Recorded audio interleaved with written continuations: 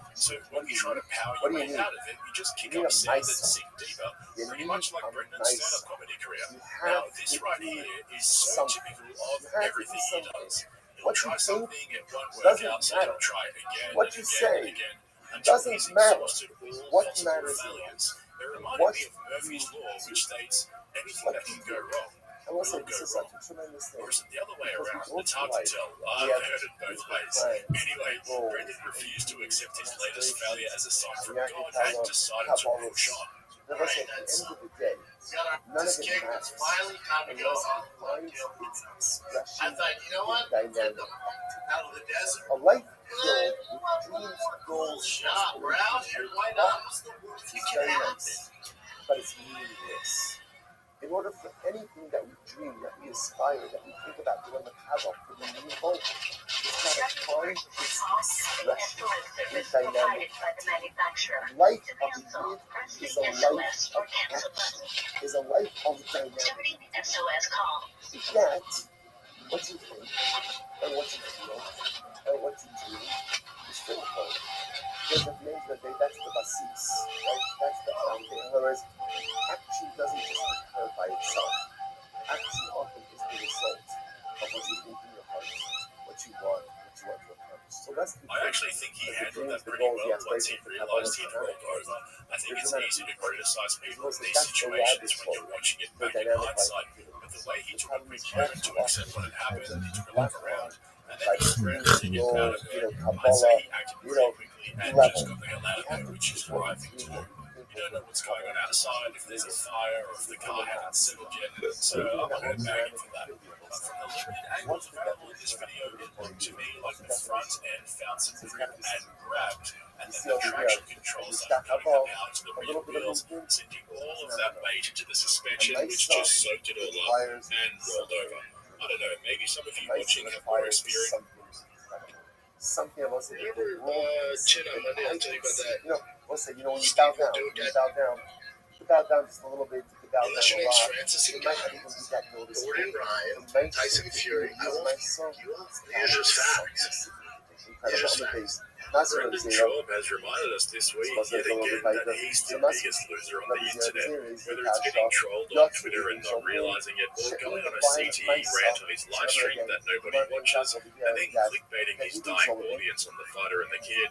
But it's not just that, he filed an appeal this week in court that doesn't make sense, so more on that towards the end, because no matter what this guy does, he finds a way to extract maximum damage and make himself look like an absolute tool in the process. He really has taken losing to a whole new level, and all those again through speech, through people, through speech, right? So a mice again. How can you say that it's not that? How can you say that it's not a mice? About my Allah was delayed. Rabbi Sheni Zolmin hold the yesh with the call the Rabbi Yochanan love mice. So also because the essence of Eidim Zolmin is the call. It's just again through their speech. For Rabbi Yochanan. Speech is not a mice. I have a hard look. That's true.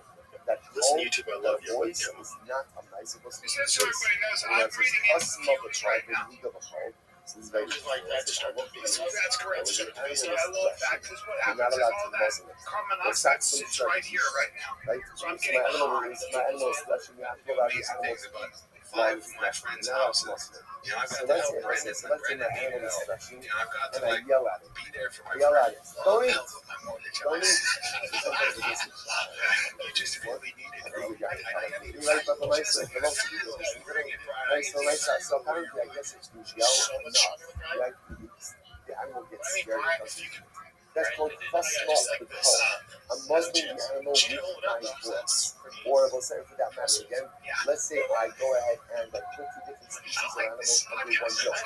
And I say, move. I say, move. I say, the mice again, then they move. So either I muzzle the animal with my voice, or I move them together with my voice. That's the lie. Brendan Schaub and quitting the fighter and the kid. Or exactly. We've passed I've the low only energy done an phase of action the with my podcast. voice. Now we've moved into Nothing else. Brendan's Yet last-ditch see effort to that save still the I Thick Boy voice. Empire What is by it? getting rich That kids again, on the that show is and that's paying by them your for call. money. I honestly didn't think they would last this long when they moved to Texas, but now it looks Right, like the they're nice running so on so we fumes. right have the voice Literally. activated. But I'll get So to you see their that latest call, you guest, see that call Marcus, in a ultimately moment. again. For those of you who Does don't it know who he is, what's going he's on one over of here? Papa The Rogan's former business partners, customer the call. guy who The founded one of the so brought on butter. tall and The funny Yochanan scientist type, Joe he Rogan must to give collaborate on the now happiness. infamous The Alpha Brain Yochanan supplement, type was and then the sold act the of whole pulling the company head to and global pulling your personal lips, care like you lift corporation up your lips. Unilever It's considered during to be the a myself. pandemic for They over shut the show apart. $200 million. However, like I was just saying, all is not well in the Lone Star State, because Brian is getting sick and tired of having to put up with Brendan's constant exaggerations and fake hype over his latest discoveries. Interestingly enough, ageless in general, Switch ageless barbecue. is Why do you say fascinating. it's good? Because Ageless I in have to be general honest. is not One really of those guys about what you he have no idea said, because you'll be like, or where are rather, the what is wings? ageless The really best about? wings What is ever. ageless really about? It's just wings. What Yeah, he sees, their wings were good. right? And everyone agrees that That's like seeing Brendan's equivalent to Andrew is Schultz's passive. epiphanies. When he Seeing is figures passive, something right? out for There's himself, no it's the nice next best involved in thing, the and idea. he cannot wait to So tell it's everyone fascinating. about it. Now, when it comes to Like a agos, child. the And essence that's the of agos ongoing is really theme with passivity. Brandon. It seems like the Passivity. more And things therefore, step Allah away from him, Lesa, the more there's no immature carbon and context juvenile that he is over becomes. There's a also segment in the podcast another with tremendous Marcus person. later on that I'll play for you, Life, where if you close your so eyes, it often feels like you're back in middle school all over again. and we Except become then you inspired open by your the eyes and things that we realize see. you're watching But it's three important grown to men understand dressed like that teenage when you become fuckboys, inspired by unironically things talking that out you of see, their asses. that is But the thing for passive Brian Callen is inspiration. that he's clearly What struggling happens to passive financially inspiration? and the Passive daily grind of inspiration, we all having know to turn this. up to Brendan's These storage unit to comes, record the podcast right? twice a week, Passive inspiration while being comes forced in. to I see inhale something fumes from Mother's amazing, beast of a truck, amazing. and then If you don't smoking it out of do the comedy something mothership with where it, he's to constantly get that workshopping new to material, that doesn't seem to land. Well, it's all starting to weigh on him. For Brian, everything's a business transaction for him now. When you see something Marcus, that I have inspires seen you in way too long. I've been here for more than 4 months. I know. But we get to a certain age, buddy, where it's like, if we ain't making money, if we're not doing business, we're learning. It's hard to just hang out. When I'm too hanging out. I got kids. I got kids. All doing that. passive inspiration, right? That's how we're starting comedy podcasts these days. I'm sorry I haven't seen you since I moved to Texas. I couldn't justify it financially. But we shouldn't be too hard on Callan. It must be hard to support 5 separate families while still living in the shadows of all the allegations that were leveled at you a few years ago, forcing you to work for a guy you clearly despise, as you cruise into your 60s with no end in sight. And now that Brian called out Joe Rogan for cosplaying as a scientist on the recent Fun Companion, I'd say his opportunities at the mothership are drying up too. Personally, I'm sad for him. I really wanted this move to Texas to work out for him so he could finally escape from captivity and leave Brendan behind once and for all, just like Theo Von did. But the thing is, I'd rather watch the fighter and the kid die a long, slow death of 1,000 tiny cuts until the lights literally go out in the middle of a Pokemon like that already happened. But all jokes aside, no pun intended, their most recent episode with Aubrey Marcus was eye-opening to say the least. I've been documenting their struggle to put guests on the show on this very channel, and here we are with quite possibly one of the slimiest snake oil salesmen you've ever seen, here to lecture us on authenticity of the fighter and the kid. He's lecturing us about authenticity of the fighter and the kid. Alright, I've made my point. Put some Let's type roll of the tape. bone in his mouth and Still taking communicates alpha with the grade dead now, through the along bone. with the new correct supplements. Basically, You know, there's an interesting study I just saw Bahaya that was Kaol, Zach me was Arab talking about Kolako, where they put my people love in to a the Faraday strike cage and okay? they measured So there their was a you were asked someone electromagnetic else frequencies and everything that was happening in their body. That from the grave. And when they You brought know, them into that the dead is emotions of talking like from the extreme grave. joy, To like which I'm the Gemara says, moment Lo, with give me their strike. Then it grandmother says, my or love, give me something strike. with their wife Lo, or kids, and the time solid kids yes before again, they I brought fucking them in strike. that No, moment. we're There was talking a about the dead spike left of energy, whether joints it in was the in the armpit heart field and or spoke mental like that. field. Hush, There was a spike of Tomer energy that Yishal was show measurable. Elohim Ra'is And Olim then in the Aretz. when they So what's asked them remember about again? This is other actually one of the traumatic, fascinating stories. experiences Shaul, or places King where they Shaul, were super went vulnerable to one or of these big bad things happen, they necromancers, saw the same raised the equal spirit of amount Shmuel of Hanavi. energy By the way, exhaled. it worked. And the It theory worked. being So actually this that it's necromancer was a woman, authenticity says to Shaul, that I actually literally again, spikes the Elohim field Ra'is because our Olim in the Aretz. souls I saw are really in Hashem. truth. Like Our our spirit spirit rising body up from the knows earth. truth. We My know love the to strike frequency you of it, we know the was resonance not of it. communicating So with when the you spirit tap of Shmuel into from the truth, grave, actually Lord, your the whole Yosef body in lights up. Aprakim will be That strong. guidance No, of truth it's is very even more control, that's important the on the than joints, positive this emotions lady just being real. I think communicating like especially this. now Okay, with AI so let's and see everything Raisa. too. Now, Bonon, AI is going to Bal take Ov, over how did Ov the communicate? entertainment So business, the all Gemara these says, jobs. Echad I Hama'alef think there's real Bizifiro, people being Ve'echad authentic Hanishal will Bibunoves. destroys Alright, all so that. this is an interesting We're one, going to be able to right? tell I'm what's not sure AI. exactly again to this one, People that are right? authentic But and for jail myself, talent, so apparently there was the ability to go ahead and So the raise guy the who dead lied about his through football through the career Sikuso, through the continues to Makomila, take anabolic Makomila, steroids for you know, recreational member, right? use, That's how you got go ahead caught cheating and on his girl multiple communicate times, like that. Like I sued said, a YouTuber for exposing him, and was then everybody's forced got to to find submit a it, SWAT right? affidavit to the court, So admitting that nice, he blatantly right? Again, you got to carve out your names, right? So the Maisa, so whether you go ahead and you communicate with the dead like this, I'm not sure how you discover that, right? But the Maisa again, good.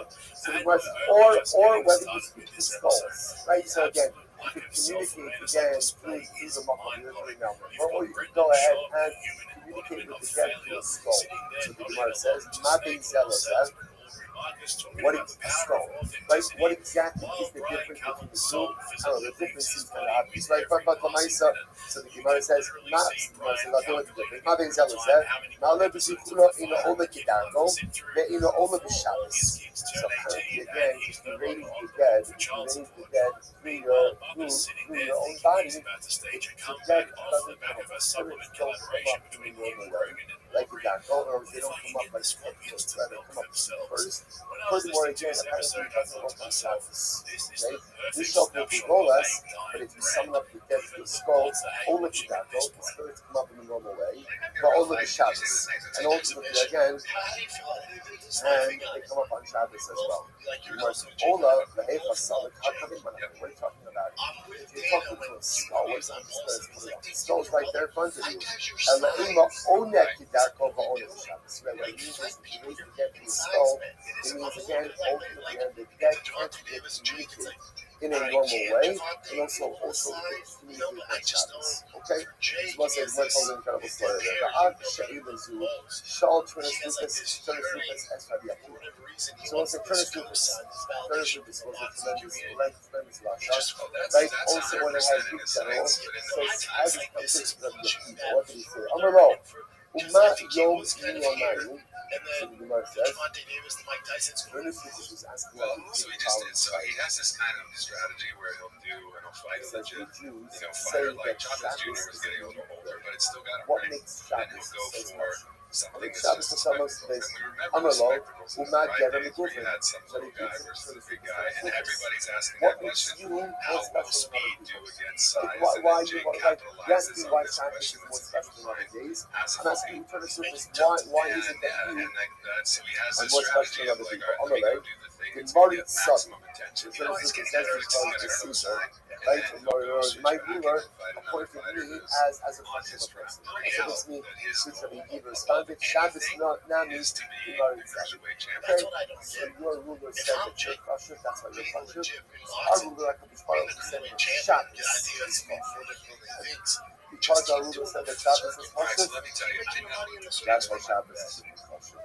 I'm really Of happy course, this guy is best friends with Jake Paul. So far, everything checks I'm out. asking as And if you follows. see our You boy name it the high flopping equal around, shots. desperately How trying do to you agree with know that Aubrey you have about the right Jake Paul's calculation? career How do you know trajectory, that the first day it was, you I say agree with it's Dana. Shabbos, Why doesn't Jake stick to fighting people his own size? And maybe And then again, after maybe Aubrey spun his tomorrow Shabbos, reverend Shabbos. short How do you head know? he came out with, I'm on the rules. why is he trying to push for the cruiserweight Peter title? Just stick to the Nar circus money Sabatyon fights. Yokia. Oh, So he buddy, says the what are we doing Sabatyon here? River. Whenever Brendan's in a room out with of someone the wealthier than him, Sabatyon he goes River into is a very autopilot turbulent and river. ends up on his knees searching for the truth.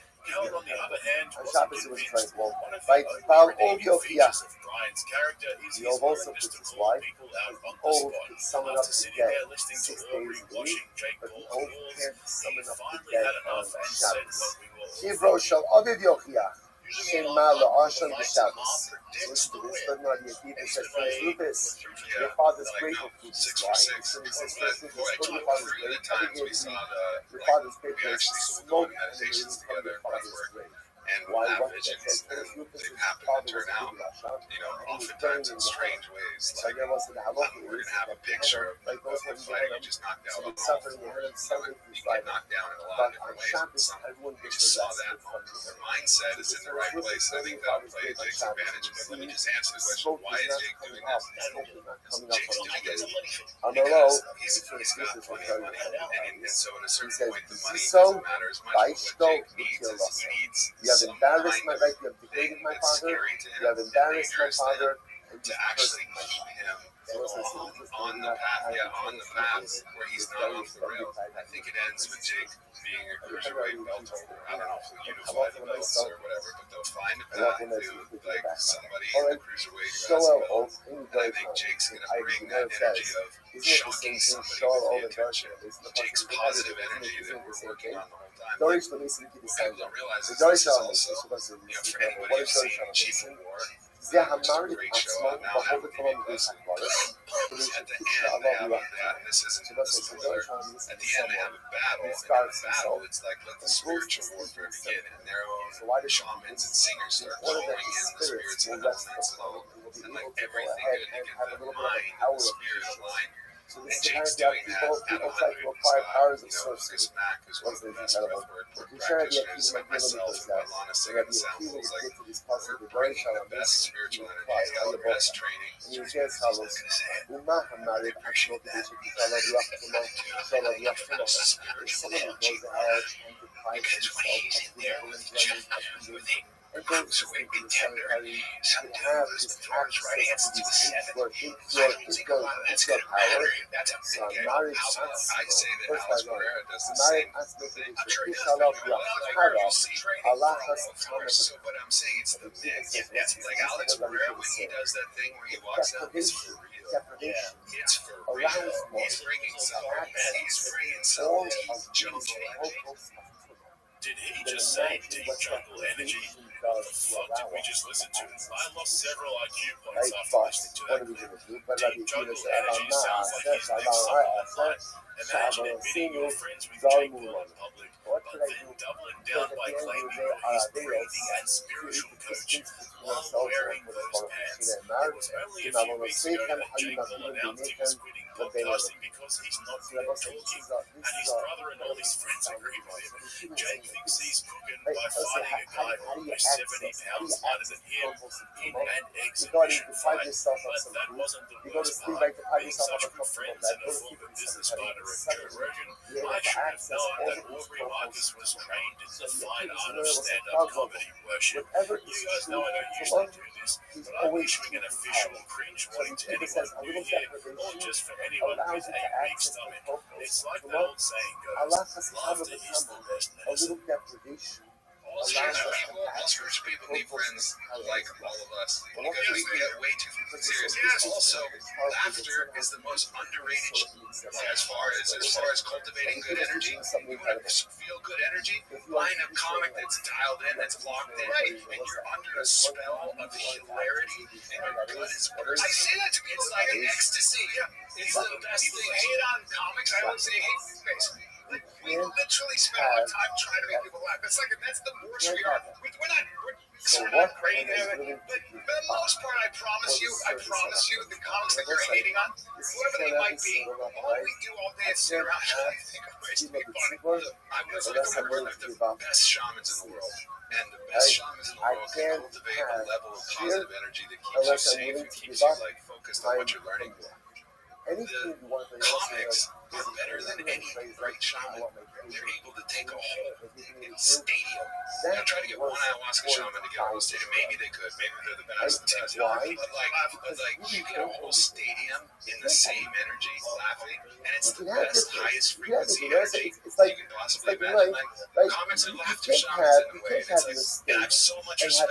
So true. You have to make a decision.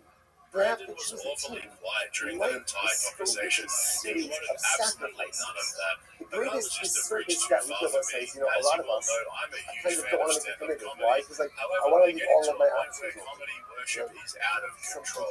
The Austin comedy gatekeepers aren't just trying to monopolize comedy, they're trying to monopolize laughter.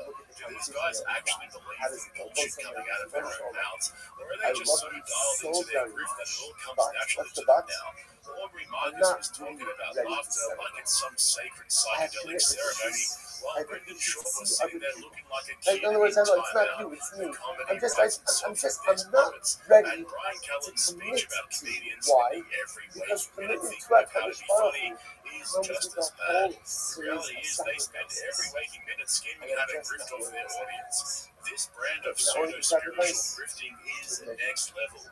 Austin comedy assassins have moved on from promoting vitamin supplements to pitching their comedy as vitamins instead. And we all know the golden rule of comedy in Austin. If at first your audience doesn't laugh, just keep saying it until they do. Every conspiracy theory always has a bunch of Jews who are controlling the world, and it's like, well, that's the term cabal, and I think that's right. That's where all comes from. I've never seen, and so it's actually a Jewish slur, and so this idea that it's the Jews, well, they've been getting blamed for a lot of, and certainly I think there's probably Sith Jews and probably full-on Jedi. I know some full-on Jedi Jews. I'm Jewish. Like, I care more about the good than everybody. Yeah, 87% Ashkenaz. So, like fundamentally, yeah, they can go both paths, for sure. I mean, there's something that's in, I think it's also like, there's this idea, there's this idea that genetic conflict. You got there in the end, Brendan. There's no trend that Papa won't jump on board with. Did you see how proud of himself he was there? There's nothing quite like interrupting a conversation to explain a joke that didn't land in the first place. One suggestion though, Chin, if you're listening, please get Brandon to say the word anti-Semitism. Seriously, could you imagine? That would be epic. And then after he says it, ask him what he thinks it means. Come on, Chin, you've got the opportunity to do something really funny here. But getting Aubrey Marcus on as a guest is just further proof of just how desperate these guys are. We heard Brendan complaining just the other week over on his Patreon that it's too hard to book guests because he's too busy with the kids to make a phone call or send an email, and also for some reason Brian doesn't want to ask anyone in the Mothership Green Room to come on the show. So all that's left is a Rogan affiliate who peaked in 2016 selling nootropics to CrossFit dads. This guy takes word salad to a whole new level. Hopefully, though, Brendan is officially entering his spiritual phase. We all knew it was only a matter of time before he entered his right-wing Christian arc. Could you seriously imagine him sitting there on his own after everyone's left him, fumbling his way through the Bible, trying to explain the subtext of each passage?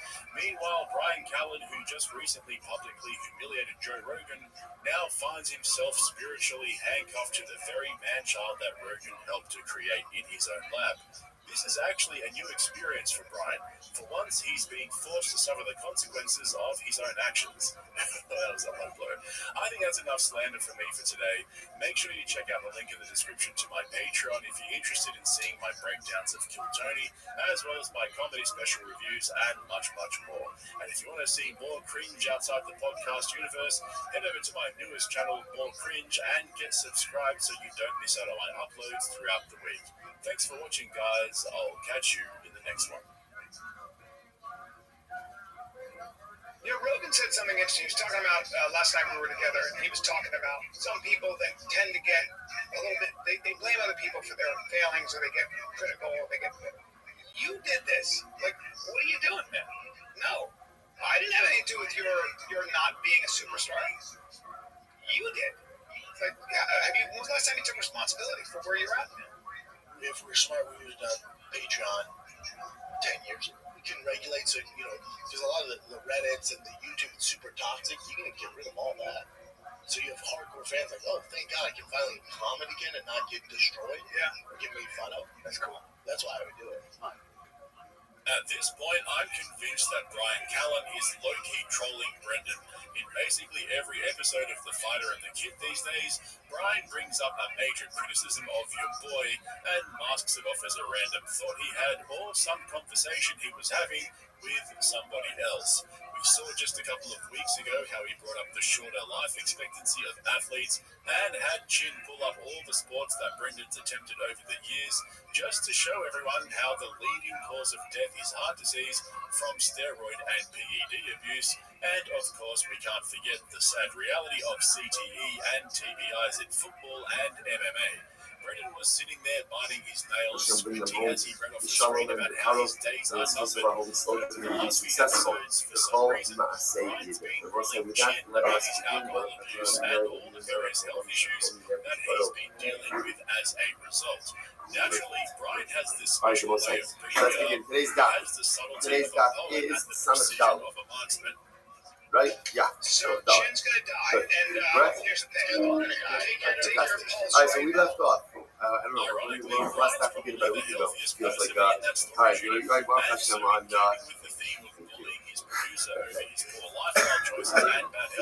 All right. So it says we're picking up on the bottom of Samit Gimel on the base 63b. We left off. I'm going to do the Omerat, which is 2, 4, 6, 8, 9 lines up on the bottom. We'll say some really incredible Gemaras ahead of us today. I'm going to do the Omerat. Here we go. I'm ready to Omerat. Yoki Hagi Yisrael, Babolas Kochavim, Shein B'Mamish. Klal Yisrael always knew that Avodah Zarah, there wasn't really anything to it.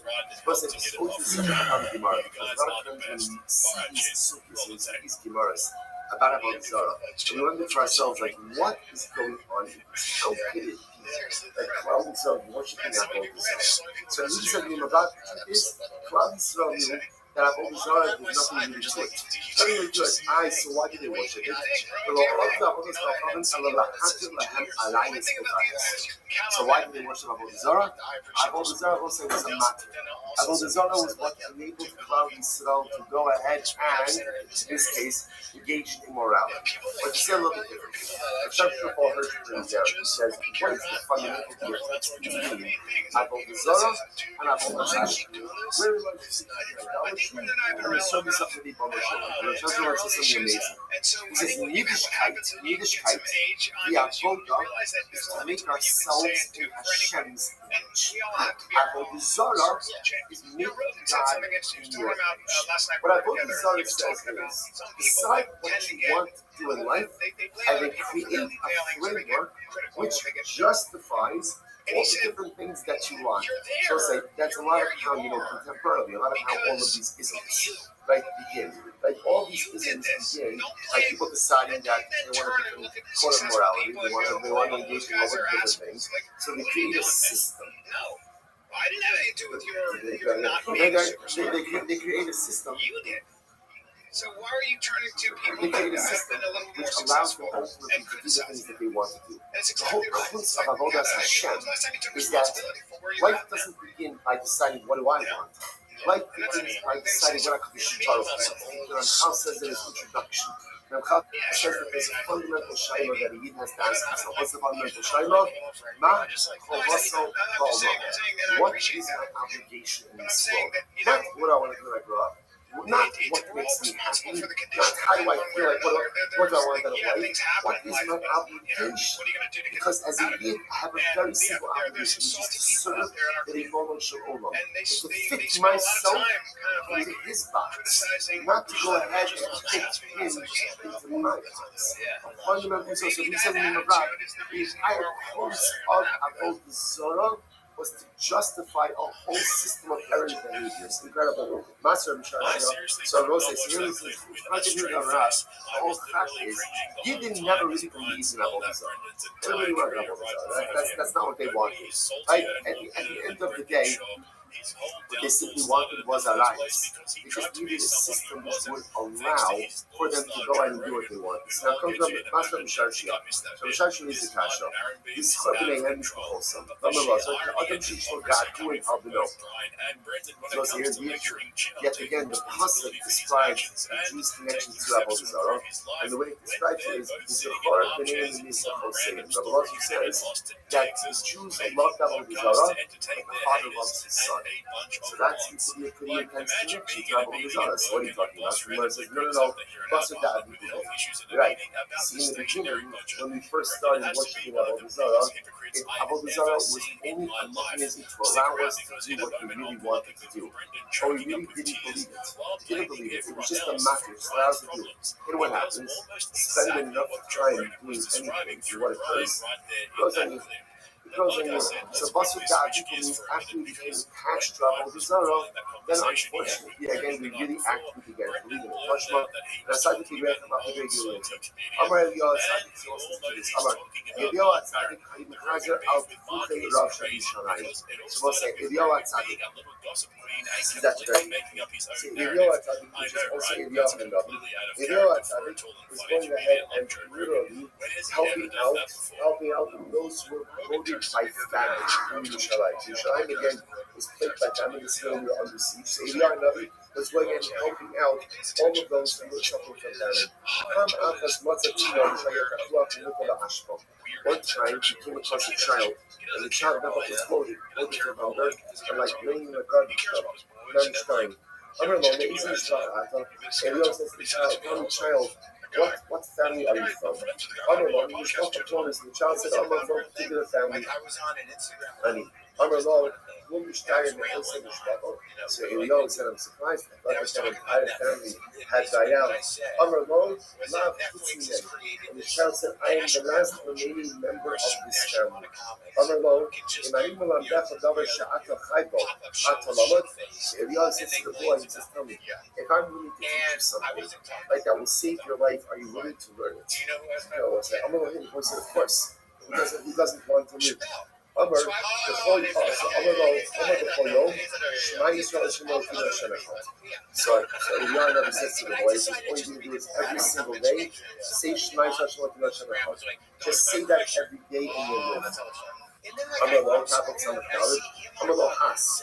So the boy said to Eliyahu, listen to this. The boy said to Eliyahu, shh, has means be quiet. The boy didn't want Eliyahu to say the name of Hashem. The boy, he believed in Avodah Zarah. He didn't want anything other than Avodah Zarah. Shala haskir b'shem Hashem, shala lidu adir v'imo. So ultimately again, so can you imagine what it's like? Eliyahu is telling this boy he's dying of hunger. Right? Child, the teacher says it's going to save your life. Just say after me, Shema Yisrael Shema Kila Hashem Echad. And the boy was so conditioned to worship idolatry from his parents that when Eliyahu said Hashem, the boy didn't recognize the name. He's like, that's not our God. We should worship a different God. And he silenced Eliyahu and Rabbi. What did he do? The little boy took out the Avodah Zarah from his shirt, and he began to go ahead and kiss it and hug it. Actually, lift up himself enough for Yerushalayim, enough of Lamaha. So ultimately, again, he died from famine. Literally translated, his stomach exploded, like his Avodah Zarah fell to the ground, and he fell down top of his Avodah Zarah. He prayed Mashiach, and I started to be grateful and to be grateful. So let's say, so again, you see from here, that again, the Jews were very connected to Avodah Zarah. That means that we just worship Avodah Zarah, we both write it. When we believe in it, verse 1 says, no, Basar Gaji. As we said before, originally, the first level of Avodah Zarah was only to justify an Arab lifestyle. But once we got into it, and ultimately, again, we clung to it. We became very connected to it, and began to be able to that's something very interesting. If you notice, by the way, how does he refer to Eliyahu here? The first one is Eliyahu, Tzaddik. It's not the normal appellation, right? Normally it's Eliyahu Hanavi. So obviously, calling someone a tzaddik is a higher level than Noah. So what's the shot? Because what is Eliyahu doing? What is he doing there? He's helping another Jew. So it's great to be a Navi, but it's even greater to be a tzaddik. And how do you become a tzaddik? You help your fellow Jews. That's what it means to be a tzaddik. People often think that sickness means to work on yourself, sickness means to go ahead and work on your own weakness. That's not true. Every person has to work on their own weakness. But Eliyahu Hanavi becomes Eliyahu Tzaddik.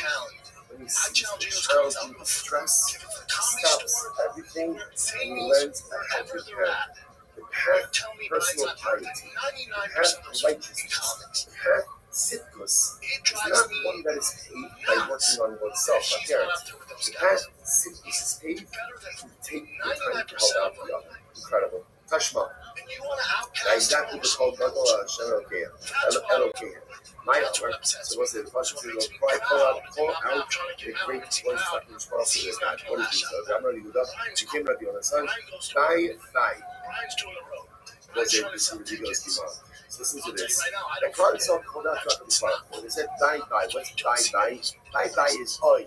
woe to us, woe to us. They were lamenting the Yitzhahara.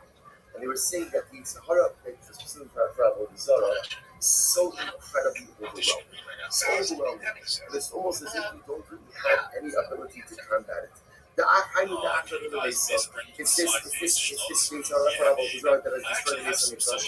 Like Hayalei Chalei, the Kathleen that said he did, caused the death that said he did, Vagnu, the Yisrael Arai, and with exiles from our land, Va'adagin in Yelaki England. And still this Yitzhahara managed to dance in between us. Cool. God is someone, I know it's a really Akira, Lo So let's listen to this. So Chazal got it, and said, well, the only reason you gave us Yitzhahara for Avodah Zarah, that's Baruch, I'll make you a deal. Make you a deal. You keep the Yitzhahara, and we're willing to fight all the sky. So I'll say, by the way, you see examples of this. We saw like words like this in the same spot. Remember again, ultimately again, they were tzaddikim who were suffering, and they said, the only reason we visit suffering the Paras is to give us the schar. You know what? You keep the suffering, you keep the schar also. You gave us the Yitzhahara for Avodah Zarah. Thank you. To get schar, why don't you keep the Yitzhahara? And the truth is, again, we're happy to forego the schar. So we must basar da'adigu, basar da'adigu. Yossi tzvasi all the time you say. Boy, Rabbi, enough of the piska milikia to have a custom bought canvas. Was a second white line. So Chazal, they decided that the Yitzhahara for Avodah Zarah had just become too disruptive and too volatile. So they fasted for 3 days. And after the fast for 3 days, a petak, a little note came down from Shamayim. And what did it say on the little petak? What did it say on the note? MS, truth. Which was a way of saying, saying to the rabbis, what's happening? I heard your request. What you're saying is good. I understand that it is trying to remove the Yitzhahara for Avodah Zarah. I'm not going to Shmami no. Or someone should I call you see from here, ultimately again, the secret, I'm not going to call this MS. They won't show them again. They won't show them MS. He sends down the phone from MS. Okay, what you're saying is good. What you're saying is correct. And now at the end of the Mishpah was going to give in to their request. So this is what happened. Here we go. Nochad, Kishmoria, Yirah, Yidei Tzchach HaKadosh. The Yitzhahara for was doing this. The Yitzhahara for Avodah Zarah. Yitzhahara for Avodah Zarah came running out of the Holy of Holies. Remember, you have to understand, this was during the times of the Beis HaMikdash. So we'll say again, so first of all, just in general, how incredible is it to learn the Gemara about the Beis HaMikdash when we sit here together in Yerushalayim, Kodesh, just a few steps away from where the guy is Shlishi. We just had another couple of hours of sleep falling off the chair right now, right? All right? It's like, so you understand what it means to be very hard to learn Yerushalayim. You understand what this means, to understand what Jews throughout the millennium would have given just to be in this spot. Sachasena and Murdik Yeshuf Chalutzyon Lechem. How many tears was Christ not to eat this for a Jew to do anything? Just for a glimpse of Yerushalayim, just to see it. And you're not only on see it, not only are we staying in it, but we're only going here. So that can manage to give us what happens. They davened for the Yitzhahara for Avodah Zarah to be removed. So the Yitzhahara for Avodah Zarah, listen to this. The Yitzhahara for Avodah Zarah, that's going to be looking for Israel. So what happens? It took on the form of a fiery lion cub. Fiery lion cub. And that fiery lion cub ran out from the Kodesh HaKadosh. Ran out from the Holy of Holies. Amar La'atzmo says, Amar Lehu Navi Yisrael, Haynu Yitzhar Da'avodah Zarah. That's it. Right over there, that fiery lion cub, that is the Yitzhar of Avodah Zarah. That's it. Rabbit, Gemara says, Ma'adi B'katav Silah, Ishkamet Bein Semine, as they were wrestling, as they were wrestling the Avodah Zarah, the Yitzhar of Avodah Zarah, the fiery lion cub. So what happened? A hair came off of the lion cub. The Azab Kala Ba'adam Le'aparsi. And again, the lion cub began to cry. Out. Amru, so now the Hazal said, what should we do? Because again, the Baruch was asking about everything. maybe Akadosh Baruch Hu is going to take compassion on the lion cub because it's in pain, right? One of its hairs fell out. Maybe Akadosh Baruch Hu is going to take compassion on it and release it. Amar Navi, Shajua B'Gula Be'Avra, B'Kisua Be'Avra B'Shayach Kolos. Grab it, put it in a cauldron of lead, cover it with a covering of lead, because that'll mute the cries of the lion cub. היום בזמן חדש רבי אשלג חוסה וכל חליפה וישלג חסהנה הפרס הפיה. So let's say, so pause it just a second. Pause it with absolutely no way we're going to do this. It doesn't matter. It's okay. It's not right. We always need to do it. So let's say, so again, so understand, where does the Sahara for Avodah Zarah reside? Where does it live? It lives in the Kodesh HaKadosh. Because we'll say at the end of the day, sometimes all of us have our desires, right? We all have our wants, our desires, our proclivities, our loves, our inclinations, and we think that those things are coming, and we think that those things come from a different place. They don't. They come from the Kodesh HaKadosh. They come from the Holy of Holies. Kodesh Baruch Hu brings us our struggles, not to bring us down, but just the opposite, to give us the opportunity to work on ourselves, and to lift ourselves up. Your wants, your desires, your lusts, your proclivities, your Yetzer those are Kodesh Kadosh. Because it's those struggles that will make you the picture of yourself. It's the ability to transcend those things that makes us us. Do you know what life without struggle is called? Life without struggle is called? Death. Right? You're dead. You're dead. Right? If you're not struggling with something, chances are you're dead. Right? Or just totally asleep at the wheel of life. Right? Or same thing. Right? Same idea. Either way. Right? The next one is like, our Yitzhak is Kodesh Kadosh. The Yitzhak of Avodah Zarah, it doesn't live in Gehenna. Right? It doesn't live in Jealous. It's in the Kodesh HaKadosh. Because it is the holiest of the holy. Because it was the Yitzhak of Avodah Zarah that gave us the opportunity to see the challenge of our Yetzaharas is that we'll say, if we're honest, to be honest, you don't fight hard enough. You just don't fight hard enough. You just get in. You just get in. Or when the battle becomes a little to its truth, you just yield. You just surrender. We don't have to surrender. We never have to surrender. We're so much stronger than we give ourselves credit for. So the Yitzhahara of Avodah Zarah, like every single other Yitzhahara that we possess, doesn't really get in them. And we think because the challenges we have at the trouble gives them to us only to allow ourselves to become the best version of ourselves. And that's what I will say. That's why when they're wrestling the lion cub, so to speak, the lion cub of the Avodah Zarah, and the little hair falls off, and they're worried about Trump having Rahmanis, because the emotional loves the Yitzhahara. Sounds strange. Why does love the Yitzhahara? Because he keeps us moving. Because he created it. Because he will say, the Yitzhahara is the Ribono Shel Olam's greatest creation, because it is the Yitzhahara that is the engine of growth. So in that moment, the Yitzhahara is being wrestled, and it lets out a cry of pain. So it's almost as if Chazal is generation with the Brachmanos of the Yitzhahara and allow it to come back to its full glory. That will say there's things we contend with, they're not working against us, they're working for us. Those challenges that are there are only there to make us greater. All we need to do is get our stuff together. We work a little bit harder and recognize our Yitzhahara is my best friend. He's really my best friend. It kind of gives me a wink because more often than not, it gets me to do stuff that I shouldn't be doing. I'm usually my best friend in the world because if I can conquer him, which I can, if I can overcome him, which I can, that's when I encounter my greatest self. It's an incredible humor. Incredible humor. Listen.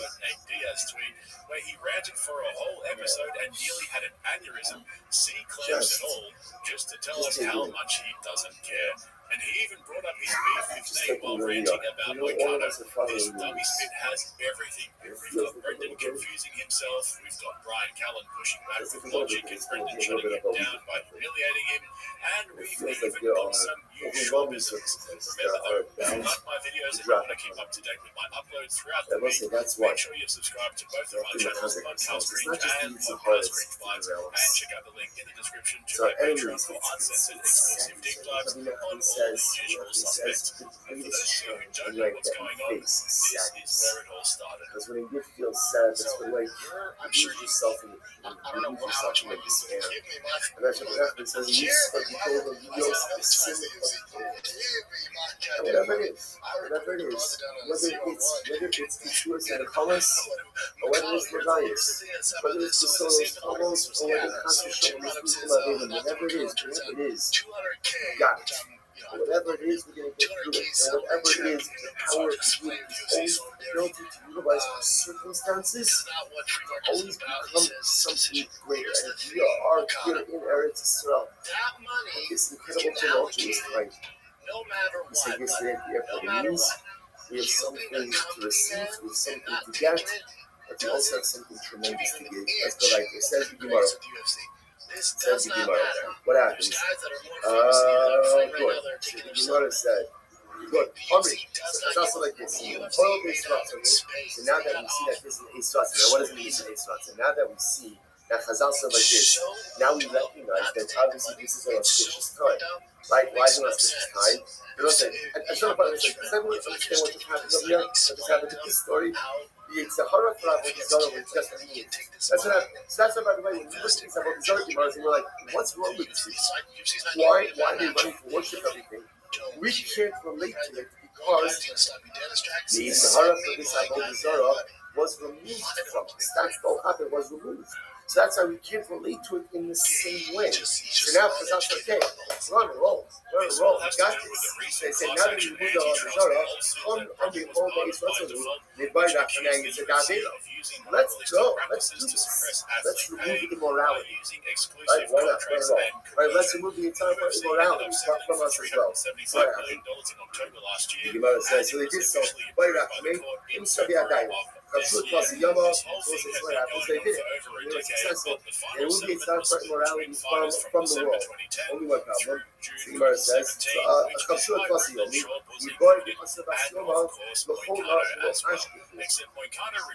was the issue. The problem is, once they removed the desire for immorality, it was like they took out all kinds of desires, basic desire also for just reproduction, procreation. We couldn't find a chicken that was willing to lay an egg. See what I'm saying? That's what he said. Let's remember again.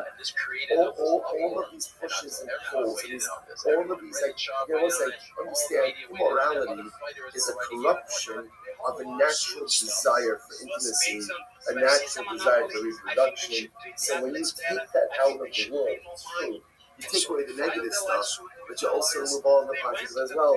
So they could not find an egg. It was like, how can you imagine companies going to breakfast and you can't find eggs?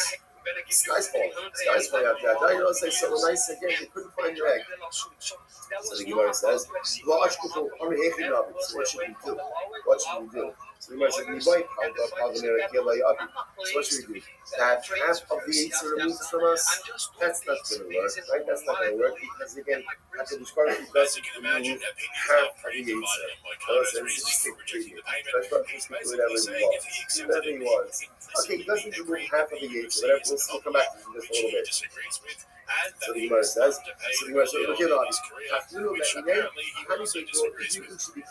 what they literally again, they blinded the eye of the Yitzhak as immorality, and it had a partial benefit. What was the partial benefit? You know what I'm saying? And a person doesn't have a desire for incest. Okay, it's helpful, right? So nice, right?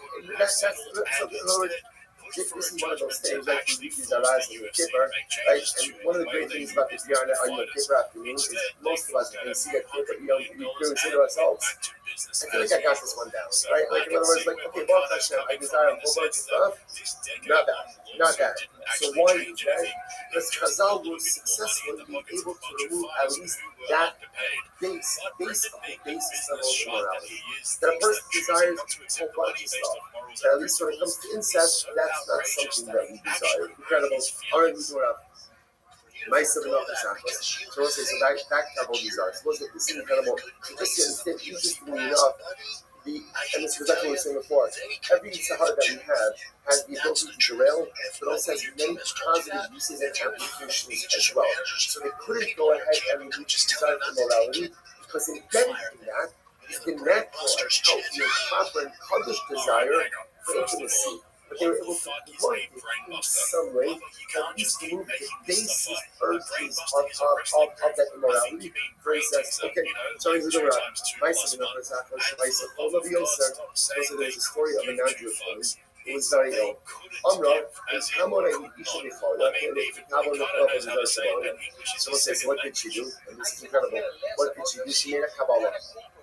Devil said, brother, it's not like that, how incredible this is.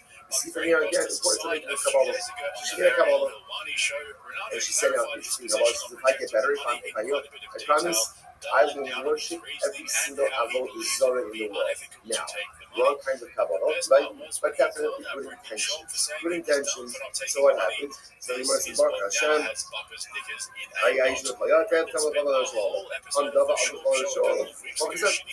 was healed, and she ended up worshiping every single Avodah Zarah in the world. Even she did a Ba'ar, and she got to Baal Ba'ar, Shalom Atonement, so they got to Baal Ba'ar, right? So she's making her rounds, making her rounds, and she says to me, please stop, tell me, how do you worship this idol? So what happened? Amalei said to her, open Shadu, you show some sheikhar, so you eat beets and you drink beer. So apparently that's a combustible combination, right? And when you do that, it's making them empty for some, because they are hekal, right? So nice again. Beets and beer, and that's going to cause the bowels to move. So it's interesting enough. So we talk about how many times. So apparently, Alcohol was downloaded that you worship by defecating on the item. So apparently, so there's defecation, but like Hebrew mitzvah for Baal Ba'ar was like, what's the right right? When it's when it's like a shtickle eruption, right? That's like apparently that's the Hebrew mitzvah. So again, if you could walk in there after eating beets and drinking beer, and you manage like erupt in front of the idol, that's that's Hebrew mitzvah. So Allah, so this lady hears this, and after all of her Avodah Zarah, she says,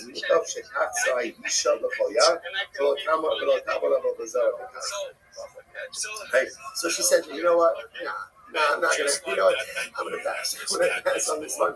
I'd rather get sick again than have to worship Avodah Zarah like this. So the Gemara says, and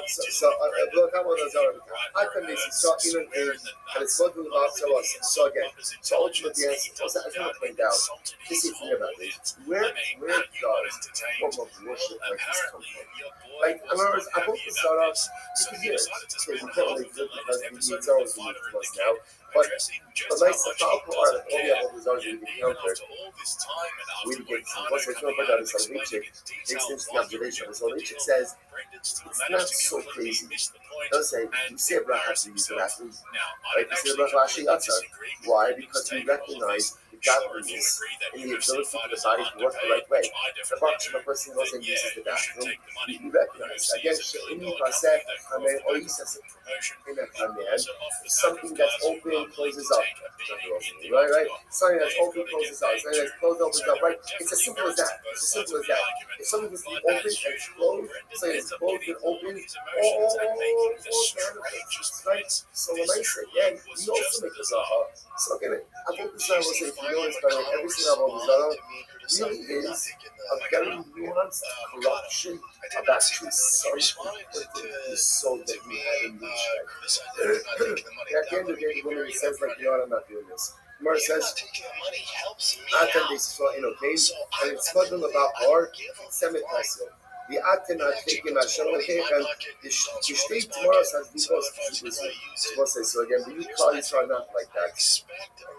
Rather, again, even though you worship Avodah Zarah, ultimately, again, you weren't so attached, right? You were just generally attached to Baal Ba'ar. And that's like I show okay, and the state tomorrow says, but when it comes to HaKadosh Baruch Hu again, I cannot take when you turn to HaKadosh Baruch Hu like two dates. That's what I mean. Like two dates that came to each other as well. The Rashbi said, and it's spoken about Ba'ar, it's Summit Ayidei Isha.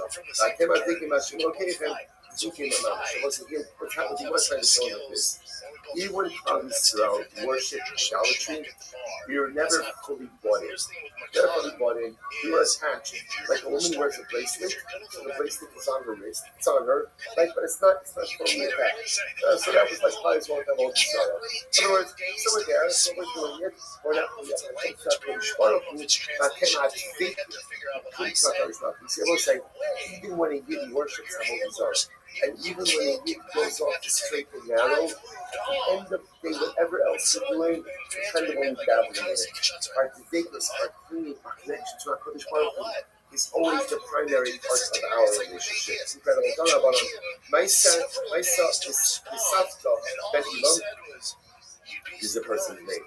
There was a guy by the name of Savta Ben Ilam. He rented out his donkey to a non-Jewish woman. It's so weak. You're making a reference in 12 years ago. And your team David bar. So he went down his donkey. So what happens? Some lady's traveling. She gets to the bar. She said to him, so she says, you know what, I want to make a detour. I want to worship something along the way. Right? So just wait for me over here. Okay, so she goes in, she comes out. Then the Jewish guy who's leading the donkey, he says, so he says to her, you know what, you went in the bar, you want to make a quick pit stop. By bar also. Right? What happened? So she says to him, hello, you speak Yaakov. She says to the guy, to the donkey driver, aren't you a Yid? Oh, so we're going to need other people to remind us. Look, we got our issue with how you worshiping the bar. He says, I'm Allah, my no business. But he says, my is not to you. What happened? He knows him. He does his business. Right? Power identification. That's the case of the idol. Listen to this. Get interesting close. The Tina, the Chokma. Then I was like, okay, he wiped himself on the nose of the Avodah Zarah. Right? So again, a little video over here. I was saying, now the Pashtos, he was actually trying to do something disrespectful to the idol. Behind the Sharsi Avodah Zarah, the calcium of the Omen. They all know what happens? The pieces of Torah are there. Like, oh, look at this guy. We've never seen someone who has worshipped the idol with such sweetness, such amplos, right? Such a slavos, who wiped himself on the nose of the Pakistan residents of here, right? The Maisis, they could not believe what they were seeing in front of their eyes. Incredible. So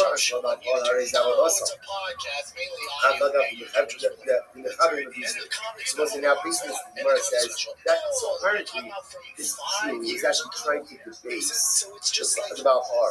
The Gemara says it doesn't work because again, if you defecate on par, even though your intention is to debase the idol, but because that is the mode of worship, you're high for Avodah Zarah. So you can't do that. Somebody again, Azorik and the Marcus, Areza Avodah Zarah. So for example, say the Marcus, how do you worship Marcus? You throw a stone at it. So if you throw a stone at Marcus, your intention is to debase the idol. So again, you're still thankful for that because that is the mode of worship. Rabbi Menashe had a chazal of this himself. So what happened? Rabbi Menashe one time went to Bar Tarsa. They told him, oh, there's an Avodah Zarah here. So what did he do? He said, shut the baby. He took a pot of earth and he threw it at the idol. So they said to Rabbi Menashe, it's marvelous. He just threw a stone at Marcus. Now again, Rabbi Menashe's intention was what? To debase the idol, but it turned out that what did he do? He actually worshipped it, and not intentionally, but he worshipped it. Amalo, as right in the market, it's not. Actually, was also shopping with Russia. I'm not sure if he's going to say what I do. And as right in the market, it's not. After that, we have a miracle. Menashe, you know, like no trouble over here. Because when I say we understand your intention was to debase the idol, but when I say at the end of the day, you went ahead and you worshipped it. He said, okay, no problem. I'll go back and I'll remove the stone. I'll remove the stone that I threw. So I'll relay Echad Hanot, the Echad Hanot, no. You can't remove stones from Marcus either. Because if you remove stones from Marcus, then what? Then Lemaisa, again, if you remove it, you make room for more. So apparently part of the avoda of Marcus was to throw the stone, and then again after a certain point, the stones accumulate. So the removal of the stones is also part of the avoda zara. So you can't do that as Rabbi said. So what is it here? What's the most hospital? Be careful when you throw stones. Because sometimes once you throw stones, it's a little bit difficult to take them back. I would say, and again, this kind of how we began and how we ended was the same way. Rio was called Rio and Sabbath. Why is it called Sabbath? Because the greatest sickness is when you reach out to your fellowship. How does the sugya end? Be careful when you throw stones, because once at the end of the day, when you throw stones, you can't fit them back. Once it's thrown, so let's say, Chevron picked up and he's going to buy a bunch of lights. Again, clearly has his feelings about, certain segments of Klal Yisrael that seem to be not having the act and having right empathy for the hostages, for the soldiers, for the war. I will say, but in general, you have to be careful about the stones that you throw, whether they be actual stones or verbal stones. Because once you throw it, and once you say it, it's virtually impossible to watch it back. Shlomo says, what's the Lashon Pasuk? He's going to launch a podcast. I guess Ace the Shlach Avon and Ace the Shlos Avon and Lotion and Jet Lotion and Kohelet. The Shlomo has this Lotion as well. There's a time to throw stones, there's a time to collect stones. Be careful with how you throw the stones, whether actual or verbal, because once you throw it, you often can't get it back. Incredible. Mishnah. And those things out of the moment. Let's go back just for 4 minutes. And those things out of the moment. So let's say first thing, now again, you have all this on. You have all this on Molech. Molech is child sacrifice. So now again, we'll get into it over here. I know things out of the moment. Person who goes children to Molech, Eno Chayiv Hashim Shem Molech V'Yav Yavesh. You only chayiv until a person gives their children literally over to the priests of Molech and walks them in the fire. Muscle Molech will have age. If a person gave their child over to Molech, but a child wasn't walked through the fire, or had their age to a muscle Molech, or given over to fire, or wasn't given over to the priests. So what's that? Eno Chayiv Hashim Shem Molech V'Yav Yavesh. In order to be in violation of Molech, you need 3 things. Number 1, Molech was done with children. Number 2, you have to be loyal to the priests of Molech. And number 3, the child has to be walked through the fire. Now again, that process we see in the Gemara. I tell you about the Zara, I tell you Molech. So it's interesting, I will say, because on the one hand, we talked about the Zara, and now Molech is being singled down. So why is that? I'm going to